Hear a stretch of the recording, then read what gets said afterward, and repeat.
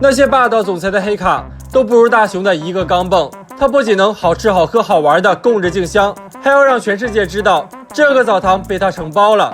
这天，大雄放学就直奔回家，书包一扔就赶着去买陆幕动漫了。可是转眼间就垂头丧气的回来了，原来书店关门了。大雄又气又急，想到明天才能买，感觉活着都没意思了。蓝胖子忍不住吐槽：“就一天至于吗？”刚说完，自个儿就饿了，漫画一扔就赶着去买铜锣烧。结果点心店老板和书店老板私奔去了。大雄还有样学样的嘲讽他。蓝胖子拿出10日元万能商店，在一张招牌上写下点心店，再贴上去，再扔个10日元进去就能下单了。里边还真出来个铜锣烧，换换招牌还能买别的，不过招牌都是一次性的。吃饱的蓝胖子就是好说话。大雄写着书店的招牌，可算把日思夜想的漫画给买回来了。蓝胖子前脚刚走，老爸就拿了个100日元大钢镚，要大雄去买明信片。赚外快的机会来得太及时，大雄写好邮局的招牌，分分钟就把明信片买来了，剩下的自然就成了小费。这会儿，老妈原声叹气起来，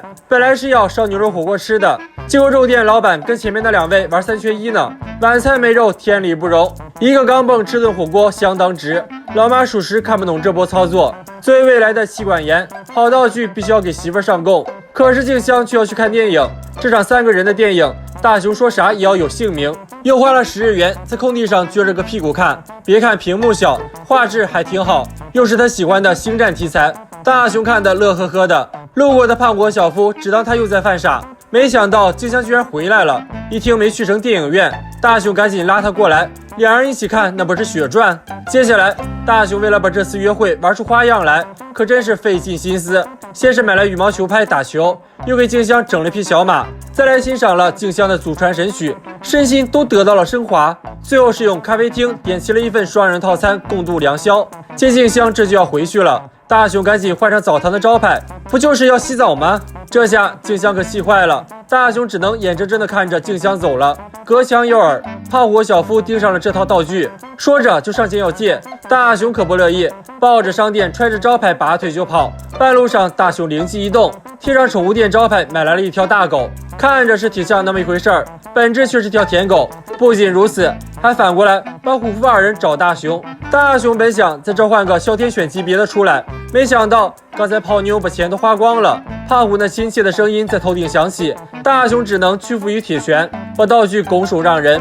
胖虎一上来就奔着最新款的游戏机去，谁知竟然蹦出来一块滚烫的烧饼，原来是他自己把玩具店招牌写成了烧饼店。有一说一，这烧饼还挺好吃的。这回小夫来写，可他实在是太有钱了，这100日元人家可要不起。胖虎倒好，只有1日元，小夫只能去找零。大雄抓住机会使了个吊胖虎离山计，把道具又抢了回来。然而招牌只剩1张了，而且胖虎小夫很快就追了上来，上演了一出贼喊捉贼。在这命悬一线的时刻，大雄也顾不得自己刚才得罪了静香，赶紧找他借了10日元。在手指发抖、头皮发麻的状态下，写招牌、贴招牌、投币一气呵成。只见一道黑影闪过，这下胖虎小夫老实了。小伙伴们，你们知道蓝胖子刚出生的时候是什么颜色的吗？不要走开，下集更精彩。这个夏天，一种火烤不化的雪糕登上了热搜，而雪糕刺客的新名词也随之而来。如果将胖虎炖锅做成雪糕，是否也能加入刺客的行列呢？故事还要从小夫慷慨投食说起，而他所投喂的正是法国界的雪糕刺客。每一粒冰淇淋都是由鲜榨果汁制成，仅仅一口就会让人口齿留香。明明是冰淇淋中的爱马仕，可大雄却觉得不如2元1根的冰棍强。吃着别人的，嘴上却说着不好的大雄遭到了众人的唾弃。于是大雄信口开河，要做出世上最美味的冰淇淋。可说了大话的大雄很快就后悔了。为了让大雄输人不输阵，小多拉拿出万能冰棍，大雄整个人都惊呆了。但这个吃剩的木棍并非像表面看起来那般简单，只要将它插在铜锣烧上，铜锣烧就会变成速冻冰棍，而口感上更是有着铜锣烧的香甜与冰棍的冷感。虽然好吃，但大雄觉得离极品冰棍还有少许差距，于是他又拿来了羊羹与咖喱。羊羹冰棍还能理解，可这个咖喱冰棍实属不敢恭维。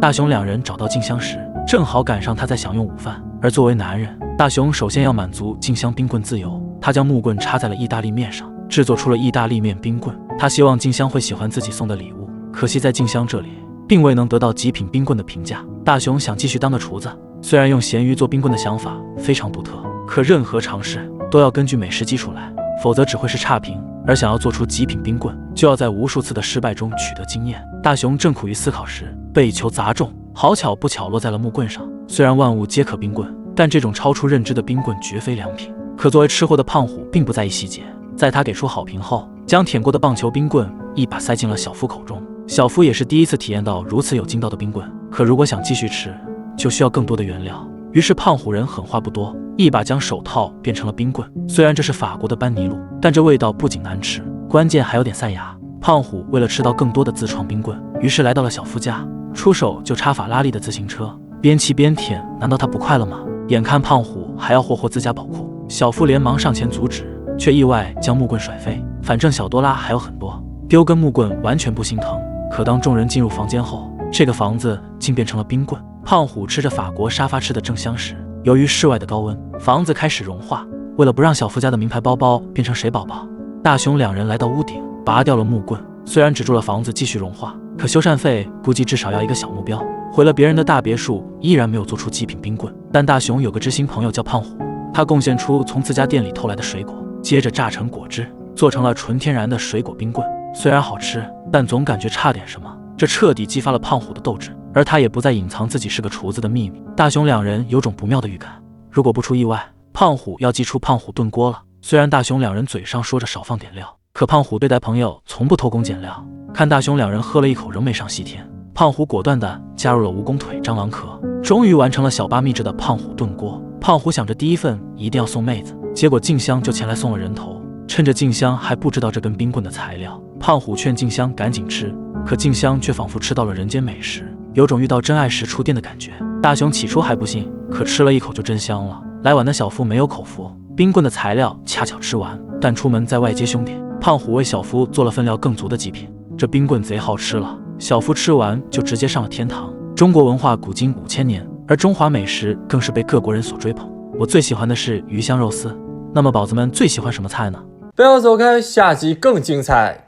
这是我见过最滑稽的复制粘贴了。复制头脑最笨的来做作业，复制最老奸巨猾的来打工，结果下一秒就被举报。大雄的一手白嫖之梦的好牌被自己打得稀碎。蓝胖子着急出门约会，可大雄只想安静的做个睡神，作业什么的睡醒了再说。蓝胖子担心大雄明早又会哭着把烂摊子推给自己，说好的人与猫之间的信任呢？可全职保姆蓝胖子刚出门，还是担心大雄掏出了速成机器人，说什么也要做个替身来监督大雄，将头转进身体，然后插上小短手和粘上小短腿，接着将自己的大脑也传输给机器人，一个小号的蓝胖子就完成了。